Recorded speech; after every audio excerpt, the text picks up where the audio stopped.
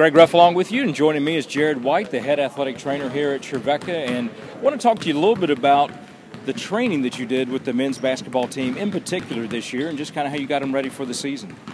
Yeah, well, one of the things we want to do in preparation for any athletic season, not just basketball, I mean, this even applies to golf, realistically, but one thing we try to do is really prepare the guys physically for them to peak at the right time. And so our hope at the beginning of the season this year was to put them through a grueling off-season program that would incorporate some of the things that they're going to do in a game, you know, explosive movements, quick change of direction, those sort of things, and also some of the endurance, the longevity of a game and the longevity of a season like this, especially a week like this as well, where we have a lot of games, and so the body won't break down. So our hope was that we could really push them to a level that wasn't too much, but was just enough to where their body could really understand how much they could take from a physical and a mental perspective as well. Some of the conditioning we did, you know, incorporated grueling circuit training that was really intense, a lot of reps, a heavy weight.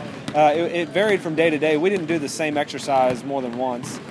So a lot of similar exercises, but we really tried to switch it up from day to day and really just push them to that point to where they went further than they thought they could go. Yeah, absolutely. And it actually, you know, I think it did really well for them mentally and physically coming into the very beginning of the season.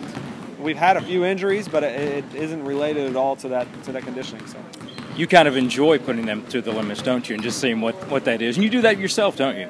I do. I've always enjoyed you know, physical activity, and circuit training is one of my favorite things to incorporate with student athletes as well as with myself. But you know, it really allows you to push your body in a shortened period of time. You know, we're on a restricted hour schedule with NCAA, and there's only a certain amount of team organized activities we can do per week, and so we have to make the most of that time. And so yeah, that's what we did, was we try to put as much focus on intensity and hard work into a short period of time to maximize our efforts and be really efficient with the time we have.